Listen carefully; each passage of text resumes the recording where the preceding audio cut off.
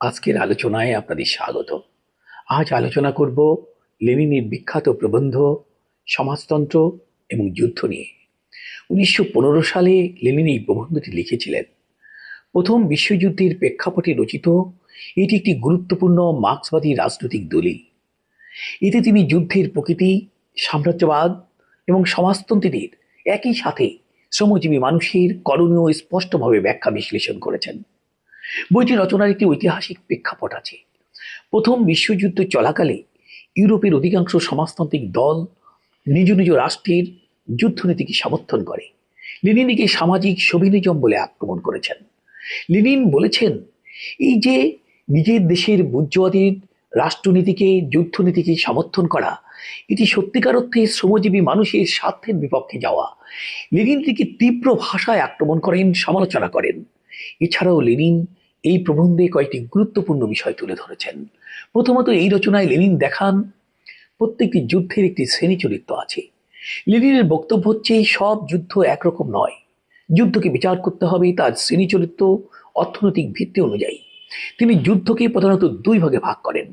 এক, ন্যায়সঙ্গত যুদ্ধ, জাতীয় মুক্তি সংগ্রাম, উপনিবেশ বিরোধী যুদ্ধ, নিপীড়িত জাতির আত্মরক্ষামূলক যুদ্ধ। এই ধরনের যুদ্ধ হচ্ছে ন্যায়সঙ্গত যুদ্ধ। সমাজতন্ত্রীদের এই ধরনের যুদ্ধকে সমর্থন করা উচিত। দুই, অন্যায় যুদ্ধ বা সাম্রাজ্যবাদী যুদ্ধ, পুঁজিবাদী শক্তির মধ্যে বাজার, উপনিবেশ, প্রভাবক্ষেত্র দখলের যুদ্ধ শ্রমজীবী মানুষের স্বার্থের বিরুদ্ধে পরিচালিত হয়। এই যুদ্ধকে তিনি অন্যায় যুদ্ধ রূপে আখ্যায়িত করেন। প্রথম বিশ্বযুদ্ধকে লেনিন এই শ্রেণীতে ফেলেছিলেন।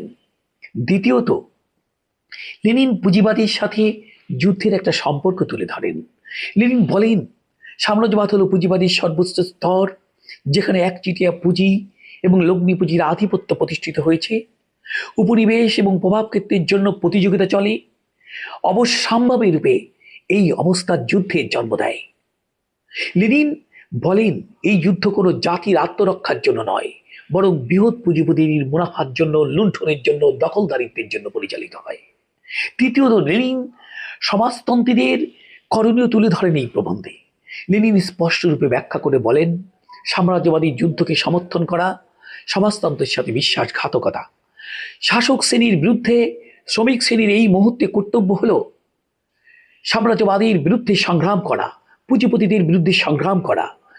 লেনিনের বিখ্যাত আহ্বান হচ্ছে, শ্রমিকদের কোনো স্বদেশ নেই, সাম্রাজ্যবাদী যুদ্ধে তারা কেবল শোষিত হয়। এই জন্য এই যুদ্ধে তাদের সাম্রাজ্যবাদীর বিপক্ষে দাঁড়াতে হবে।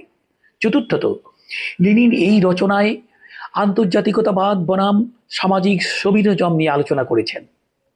লেনিন প্রকৃত সমাজতন্ত্রের ভিত্তি হিসাবে তুলে ধরেছেন শ্রমিক শ্রেণীর আন্তর্জাতিকতাবাদ, অর্থাৎ শ্রমিক শ্রেণীর ঐক্য জাতীয় সীমার ঊর্ধ্বে, যারা জাতীয় স্বার্থের নামে সাম্রাজ্যবাদী যুদ্ধকে সমর্থন করে, তারা আসলে বুর্জোয়া রাষ্ট্রের দালাল। এমন কঠোর ভাষায় লেনিন তাদের আক্রমণ করেছেন। এই রচনার একটা ঐতিহাসিক গুরুত্ব আছে। এই প্রবন্ধের পরেই অক্টোবর বিপ্লবীর তাত্ত্বিক ভিত্তি গড়ে ওঠে। সাম্রাজ্যবাদ বিরোধী রণনীতির রাজনীতির একটি মৌলিক পাঠ্য হিসেবে ব্যবহৃত হয় এই প্রবন্ধ। আজও যুদ্ধ, সাম্রাজ্যবাদ ও বাম রাজনীতির অবস্থান বিশ্লেষণের জন্য এই রচনাটি প্রাসঙ্গিক।